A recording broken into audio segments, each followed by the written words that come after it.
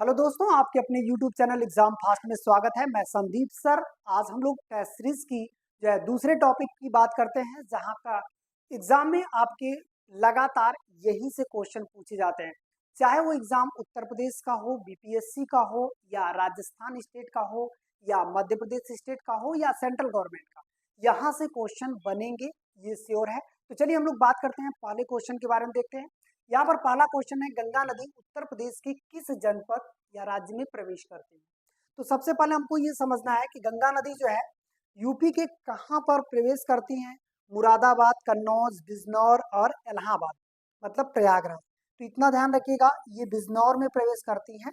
और गंगा नदी भारत में कुल कितने राज्यों में होकर जाती है? 5 राज्य। 5 राज्य कौन कौन से हैं? उत्तराखंड है आपका, उसके बाद वो आती है, दूसरा उत्तर प्रदेश में आती है, तीसरा बिहार में जाती हैं, बिहार के बाद चौथा झारखंड में जाती हैं, झारखंड के बाद पांचवा जो राज्य है वो पश्चिम बंगाल है। मतलब 5 राज्यों से होकर जो है गंगा नदी जाती है। जिसमें यदि पूछता है कि सबसे बड़ा जो है क्षेत्रफल गंगा नदी का किस राज्य में है, तो यूपी में है, सबसे बड़े क्षेत्रफल में बहती है। मतलब 28 जिला जो है को टच करते हैं उत्तर प्रदेश में। और सबसे कम पूछेगा कि सबसे कम गंगा नदी का जो है क्षेत्रफल किसमें है, तो केवल झारखंड में है। केवल एक जिला है, एक जिला को स्पर्श करके आगे बढ़ जाते हैं। तो सब मिलाकर गंगा नदी 5 राज्यों में, जिसमें उत्तराखंड के हरिद्वार से आती हैं और यहाँ पर कहाँ मिल जाती है? बिजनौर में। तो एक चीजें और ध्यान रखना है कि यूपी में बिजनौर में, यूपी में कहाँ से बाहर होती हैं? तो उत्तर प्रदेश में बलिया से, बलिया से ये निकल जाती हैं बिहार के छपरा में। कभी कभी क्वेश्चन पूछता है कि यूपी के बलिया से निकल करके बिहार के किस जिले में जो है ये प्रवेश करती हैं, तो छपरा जिले में बिहार के प्रवेश करती हैं। तो इस तरह से आपके एग्जाम में यहाँ से भी क्वेश्चन दिया जा सकता है। ठीक है, तो चलिए हम लोग और आगे बढ़ते हैं, अगला क्वेश्चन को देखते हैं। आपका अगला क्वेश्चन हो जाएगा, सेव के फल में लाली आने का क्या कारण है। जैसे जो सेव का फल आपको लाल दिखाई देता है, आखिर किस कारण लाल दिखाई देता है? उसका रीजन है एंथ्रोसाइनिन, लाइकोपीन, या कैरोटीन, या जेंथोफिन। इसका मतलब है कि किस तरह से सेव जो है लाल दिखाई देता है, तो उसका सही आंसर हो जाएगा एंथ्रोसाइनिन। एंथ्रोसाइनिन की वजह से सेव क्या होते हैं? लाल दिखाई देते हैं। लेकिन इसके अलावा हम लोग चारों ऑप्शन को समझेंगे कि चारों ऑप्शन में क्या क्या क्वेश्चन बन सकते हैं। तो चलिए देखते हैं। जैसे लाइकोपिन, लाइकोपिन किसको लाल करता है? टमाटर। टमाटर को लाल करने का काम लाइकोपिन। और गाजर को नारंगी करने का काम कौन करता है? कैरोटीन। और जेंथोफिन क्या करता है? हल्दी को क्या करता है? पीला करता है। इसका मतलब है कि इनमें से भी क्वेश्चन दे सकता है कि गाजर का रंग किसके कारण होता है, उसके बाद टमाटर का रंग किसके कारण होता है, हल्दी का रंग किसके कारण होता है, सेव का रंग। तो यहाँ आपका सेव का रंग एग्जामिनर पूछा था, तो हम लोगों ने सेव को कर दिया। ठीक है, चलिए और आगे बढ़ते हैं, अगला क्वेश्चन देखते हैं। अगला क्वेश्चन हो जाएगा आपका कि उत्तर प्रदेश के किस जनपद को सरयू नहर परियोजना का लाभ नहीं मिलता है। जो सरयू नदी है उसमें सरयू नहर परियोजना बनाया गया, जो कि पश्चिम उत्तर प्रदेश का हिस्सा है। तो अब हमको इसमें ये ढूंढना है कि कौन सा जिला पश्चिम उत्तर प्रदेश के आसपास नहीं है। तो देखिए, अब पूर्वांचल की तरफ आएंगे तो कौन सा जिला मिल जाएगा हमको? तो पूर्वांचल की देखिए, बस्ती, बहराइच, गोंडा उधर वाला भाग है। तो पूर्वांचल की तरफ कौन मिल रहा है? तो ये क्या होगा? जौनपुर आपका आंसर हो जाएगा। तो कभी कभी इस तरह से भी आपको क्या करना है? आंसर निकालना है। इसका मतलब है कि वो जो सरयू है, तो सरयू नहर सरयू नदी पे बताइए, सरयू नदी के किनारे कौन सा है? अयोध्या किस नदी के किनारे है? सरयू नदी किनारे है, यही ना। तो इसका मतलब ये पश्चिम वाले साइड में पड़ता है। अब ये क्लियर हो गया। चलिए और आगे बढ़ते हैं। ये देखिएगा, अगला क्वेश्चन हो जाएगा, भारत में अत्यधिक उत्पादन होता है। हमारे देश में सबसे अधिक उत्पादन, इनमें से एक खनिज का सबसे ज्यादा उत्पादन होता है। तो वो कौन सा खनिज है जहां भारत में सबसे ज्यादा उत्पादन होता है? अब्रक है, सिक्का है, कि कोयला है, कि टीन है? तो यहाँ पर हम लोग क्या कर सकते हैं कि जैसे अब्रक, अब्रक को यदि देखा जाए तो अब्रक सबसे ज्यादा जो है भारत में होता है। कौन सा अब्रक होता है? पीट अब्रक। पीट अब्रक, पीट अब्रक पूरे विश्व में सबसे ज्यादा भारत में होता है। तो इसका सही आंसर तो यही हो गया। अब बात ये करते हैं कि लेकिन यदि केवल अभ्रक उत्पादन कह देगा तब क्या होगा? चीन हो जाएगा। चीन दुनिया में सबसे ज्यादा अभ्रक उत्पादन करता है, दूसरे पर बल्कि भारत है। लेकिन पीट अभ्रक उत्पादन में भारत किस पे है? पहले नंबर पे है। अब बात करते हैं सिक्का। सिक्का उत्पादन में, धातु उत्पादन करने में चाइना आगे है। कोयला, कोयला उत्पादन करने में भी कौन आगे है? चाइना आगे है। टीन उत्पादन करने में कौन आगे है? चाइना आगे है। टीन भारत के एक ही जिला में होता ही, इसका मतलब है कि भारत के एकमात्र जिला बस्तर है जो छत्तीसगढ़ में, जहाँ पे टीन उत्पादन होता है। और भारत के किसी भी जिला में टीन उत्पादन नहीं होता है। अपना दिमाग अच्छे से खोल कर रख लीजिएगा, क्योंकि टीन का और बाक्साइट, बाक्साइट जो एल्युमिनियम है, और वहां पर एक मोनाजाइट है, वो कौन सा है? कोयला मोनाजाइट, जो कि केरल में होता है, जो एक यूरेनियम पदार्थ है, मतलब आणविक पदार्थ है। तो ये देखिएगा, यहाँ पर तीनों को याद रखना है। जैसे बक्सर, सॉरी, ये आपका टीन है, तो ये कहाँ पर हो जाएगा? ये छत्तीसगढ़ का, छत्तीसगढ़ का बस्तर है, बस्तर, बस्तर जिला, जहां पर एकमात्र टीन होता है। ठीक है, अब बात करते हैं कि यहाँ पर और क्या क्या क्वेश्चन दे सकता है। जैसे बाक्साइट, बाक्साइट से क्वेश्चन देता है, ये कहाँ होता है? उड़ीसा में होता है बाक्साइट का सबसे बड़ा उत्पादन। मोनाजाइट बार बार क्वेश्चन देता है, मोनाजाइट, मोनाजाइट एक आणविक पदार्थ है, मोनाजाइट, ये कहाँ होता है? ये केरल में होता है। मोनाजाइट जो एक सिलिका पदार्थ के रूप में जो है परमाणु आणविक शक्ति के रूप में इस्तेमाल किया जाता है, इसी को हम लोग मोनाजाइट कहते हैं। तो ये जो पॉइंट है, पॉइंट टू पॉइंट आपके एग्जाम में क्वेश्चन बन सकता है। ठीक है, तो यहाँ पर हम लोग ये सभी क्लियर कर लिए और आगे बढ़ते हैं। अगले क्वेश्चन को देखिएगा। अगला क्वेश्चन कह रहा है कि उत्तर प्रदेश में स्थित भारतीय कला परिषद कहाँ पे स्थित है? तो यहाँ पर मथुरा में है कि लखनऊ में, प्रयागराज में कि वाराणसी में? तो हम लोगों को क्या करना है कि जैसे यहाँ पर अलग अलग जगहों पर जो है केंद्र स्थापित है, जिसमें हम लोगों को ये देखना है कि इसका सही आंसर क्या होगा। भारतीय कला परिषद। तो भारतीय कला परिषद कहाँ पे है? वाराणसी में। वाराणसी में आपका बीएचयू कैंपस में है। बीएचयू कैंपस में आपका क्या हो जाएगा कि भारतीय कला परिषद है। और वहीं पे क्वेश्चन देखिए, वाराणसी में बहुत सारी संस्थान है, उनमें से एक क्वेश्चन बन सकता है। वाराणसी में और क्या क्या है? जैसे वाराणसी में आपका भारत माता मंदिर है, भारत माता मंदिर। भारत माता मंदिर वाराणसी में कहाँ पर है? तो वाराणसी में भारत माता मंदिर यदि देखा जाए तो ये विद्यापीठ कैंपस में है। ये कहाँ पे है? आपका विद्यापीठ जो है कैंपस में हो जाएगा। ठीक है, तो विद्यापीठ कैंपस में ये हो जाएगा भारत माता मंदिर। दूसरा, सब्जी अनुसंधान, सब्जी अनुसंधान संगठन, ये कहाँ पे है? ये भी बीएचयू कैंपस में है। बीएचयू कैंपस में सब्जी अनुसंधान वाराणसी में ही है। यहाँ पर आप देखेंगे संस्कृत संकुल भवन, संस्कृत संकुल भवन, संकुल भवन, ये कहाँ पे है? ये आपका चौका घाट पे है। गिरजा देवी संस्थान इसका नाम है, संस्कृत संकुल भवन का गिरजा देवी संस्थान।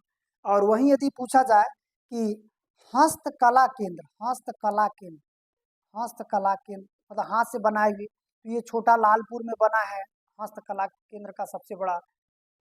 तो ये सभी क्या है? इसके अलावा वाराणसी में और क्या है? वाराणसी में अंतर्राष्ट्रीय चावल अनुसंधान संस्थान है, अंतर्राष्ट्रीय चावल अनुसंधान संस्थान। मैं गारंटी दे रहा हूँ पेट एग्जाम में इसमें से एक तो आएगा। जो 5-6 आप पढ़ रहे हो ना, एक तो क्वेश्चन आएगा, ये याद रखिएगा। इसका मतलब है कि आपको जितने भी पॉइंट लिखवाए जा रहे हैं, कम से कम 2 बार 3 बार वीडियो देखिए, ताकि आपको याद हो जाए। और श्योरिटी के साथ मैं कह रहा हूँ कि जितना भी पढ़ा रहा हूँ उनमें से पेट एग्जाम में आने वाले हैं। अब देखिएगा, तो ये वाराणसी में। अच्छा, प्रयागराज में भी बहुत चर्चा है। जैसे वाराणसी को भारतीय संस्कृति का राजधानी भी कहा जाता है। भारतीय संस्कृति की राजधानी कहाँ पे है? भाई प्राचीन नगरी है, तो भारतीय संस्कृति की राजधानी यदि पूछ दिया, राजधानी, तो राजधानी कौन सा है? वाराणसी है। वाराणसी पूरे भारत की सांस्कृतिक राजधानी मानी जाती है। अब भारतीय सांस्कृतिक केंद्र कहेगा, भारतीय सांस्कृतिक केंद्र, सांस्कृतिक केंद्र यदि क्वेश्चन दे दिया, तब ये क्या हो जाएगा? प्रयागराज। प्रयागराज को सांस्कृतिक केंद्र बोलते हैं। अब ये क्लियर हो गया। अच्छा, लखनऊ में क्या है? लखनऊ में गन्ना अनुसंधान संस्थान है, गन्ना अनुसंधान संस्थान, गन्ना अनुसंधान संस्थान, ये कहाँ पे है? लखनऊ में है। अच्छा, मथुरा में, तो मथुरा में भी जो है छोटे संस्थान है लेकिन बहुत ज़्यादा चर्चित नहीं रहता है। आयुर्वेद भी संस्थान आपका लखनऊ में, ठीक है। तो अब हम लोगों ने पूरा कंप्लीट कर लिया, तो आगे बढ़ते हैं। ये देखिएगा, अगला क्वेश्चन हो जाएगा आपका कि निम्नलिखित में से कौन सा विटामिन को आर्गो कैल्सीफेराल कहते हैं। इसका मतलब है, आप देखे होंगे कैल्सीफेराल मतलब कैल्शियम किस विटामिन में पाया जाता है। कैल्शियम मतलब हड्डियों को मजबूत करने वाला काम। तो सबसे पहले आता है सूर्य का प्रकाश। सूर्य का प्रकाश हड्डियों को मजबूत करता है। तो हमारे दिमाग में तो एक बातें क्लियर हो गई कि विटामिन डी ही होगा। क्यों? क्योंकि वो कैल्सीफेराल बोल रहा है, कैल्शियम को ला रहा है। तो यहाँ पर हम लोग ये कह सकते हैं कि विटामिन डी टू होगा कि डी थ्री होगा। एक और बड़ी समस्या। तो अब आपको बताना है कि विटामिन बी 12 ये तो कोबालमिन है, साइको कोबालमिन। विटामिन बी 6 ये तो आपका राइबोसिन है। विटामिन बी 3 और बी 2 में आपके क्वेश्चन में जो है क्या कर सकते हैं, कंफ्यूजन बना है। तो ये हो जाएगा विटामिन डी 2, ठीक है। Vitamin D 2 ergocalciferol. Cholecalciferol कहेगा तो विटामिन डी 3 हो जाएगा। और आगे बढ़ते हैं। और साइनो जो है कोबालमिन कहेगा तो विटामिन बी 12। विटामिन बी 12 क्या करता है, रक्त की कमी को कंट्रोल करता है। अब आते हैं सुब्रतो कप किस खेल से संबंधित है। ये बहुत चर्चा में रहता है सुब्रतो कप। तो अब देखिएगा सुब्रतो कप किस खेल से संबंधित है। तो इसका सही आंसर क्या हो जाएगा, हॉकी, फुटबॉल, बैडमिंटन, क्रिकेट। तो सही आंसर क्या होगा, फुटबॉल हो जाएगा। सुब्रतो कप किससे संबंधित है, फुटबॉल से संबंधित है। याद रखिएगा ये टेस्ट सीरीज का पेपर है, ये कोई मामूली पेपर नहीं है। जो 8 से 9 ऑफलाइन टेस्ट सीरीज चलता है उसका पेपर है, और उसमें पूरी की पूरी पेपर को अच्छे से सॉल्व कराया जाता है। और आपका जो एग्जाम फास्ट है वो गरीब बच्चों को, अनाथ बच्चों को, आर्थिक रूप से कमजोर बच्चों को निःशुल्क में शिक्षा देता है। आप यदि वाराणसी या वाराणसी के आसपास किसी भी जिले में हैं तो आप पांडेपुर ऑफलाइन सेंटर पे आकर के एग्जाम फास्ट में निःशुल्क शिक्षा ले सकते हैं। यदि आप गरीब हैं, अनाथ हैं और विकलांग हैं, आर्थिक रूप से कमजोर छात्रों को, इस तरह के छात्रों को। यहाँ तक कि मैं चाहता हूँ कि जैसे सेना में शहीद यदि कोई है तो उनके बच्चों को भी जो है फ्री में पूरी एजुकेशन दी जाएगी। आपका वनडे एग्जाम से लेकर आईएएस एग्जाम तक यह संस्था आपको फ्री में देगी। तो इस तरह से आप जितने भी दोस्त मित्र सभी लोग हैं उनसे आप लोग शेयर करिए, बातों को शेयर करिए कि ऐसे जो बच्चे हैं, जेन्युइन बच्चे हैं, वो आकर के संस्थान में पढ़ें और अपने भविष्य का निर्माण करें। तो चलिए हम लोग और आगे बढ़ते हैं। यहाँ पर फुटबॉल को लेकर के जो है सुब्रतो कप है। सुब्रतो कप किसके लिए है, फुटबॉल कप। अब इसके बाद आते हैं हॉकी। तो यदि क्वेश्चन देता है ध्यानचंद ट्रॉफी, ध्यानचंद ट्रॉफी किससे संबंधित है, हॉकी से संबंधित है। ये तो बहुत ज्यादा चर्चित में रहता है। थॉमस कप और उबेर कप, जैसे पूछता है ना थॉमस कप, थॉमस कप और उबेर कप। तो थॉमस कप और उबेर कप किससे संबंधित है, तो ये क्या हो जाएगा, बैडमिंटन से संबंधित है। क्रिकेट में तो बहुत सारे हैं, रणजी ट्रॉफी है, ठीक है, क्रिकेट में। इसके अलावा अंडर 90 है, आईसीसी विश्व कप है, बॉर्डर ट्रॉफी है, गावस्कर ट्रॉफी है, एसएस श्रृंखला है, बहुत सारी आईसीसी एशियाई जो है क्रिकेट टूर्नामेंट है, बहुत सारे टूर्नामेंट हैं जो क्रिकेट से संबंधित है। आजकल तो आईपीएल आप लोग जानते हैं, सट्टेबाजी लोग तो और ज़्यादा जानते हैं, बहुत चर्चा में, ठीक है। तो हम लोग और आगे बढ़ते हैं। तो यहाँ पर ये क्लियर हो गया। चलिए ये देखिएगा, अगला क्वेश्चन हो जाएगा विश्व बैडमिंटन चैंपियनशिप 2026। ये करंट अफेयर्स का है, मतलब 2026 में विश्व बैडमिंटन चैंपियनशिप का आयोजन कहाँ किया जाएगा। ये इसलिए इम्पोर्टेंट है कि विश्व बैडमिंटन चैंपियनशिप 2026 का आयोजन भारत में होगा, इसकी वजह से क्या है इम्पोर्टेंट। यदि भारत में नहीं होता तो इम्पोर्टेंट नहीं रहता। तो इस चीज को थोड़ा सा डेट को ध्यान दीजिएगा कि ये 2026 वाला भारत में होगा, इसकी वजह से ये क्या है, काफी इम्पोर्टेंट है, ठीक है। चलिए और आगे बढ़ते हैं। यहाँ पर ए को बी प्रत्यावर्ती धारा को दिष्ट धारा में परिवर्तित करने के लिए हम किसका इस्तेमाल करते हैं, रेसिस्टर, कंडेंसर, ट्रांसफार्मर या रेक्टिफायर। एसी को डीसी में कन्वर्ट करने के लिए रेक्टिफायर का इस्तेमाल होता है जो मोबाइल चार्जर में होता है। और वहीं डीसी को एसी में बदलना है तो इन्वर्टर का इस्तेमाल होता है, मतलब एसी को डीसी और डीसी को एसी में कन्वर्ट करता है। ये और यहाँ पर आप देखेंगे ट्रांसफार्मर उपचयन को अपचयन और अपचयन को उपचयन करता है, हाई वोल्ट को निम्न करता है, निम्न को हाई करता है। ये काम कौन करता है? ट्रांसफार्मर करता है। तो इसका सही आंसर क्या हो जाएगा? रेक्टिफायर हो जाएगा। ठीक है। कंडेंसर क्या करता है? कंडेंसर जो है ये धारा की गति को तेज करता है। जैसे पंखा उंखा में नहीं लगा रहता है, तो पंखा में कंडेंसर जल जाता है, तो उसमें आप देखे होंगे कि कंडेंसर लगाया जाता है कि भाई तेज और चले। तो ये क्या है? धारा की गति को, प्रवाह को तेज करता है। अब समझ में आया? पंखा तेज चलने लगेगा इससे। तो चलिए और आगे बढ़ते हैं।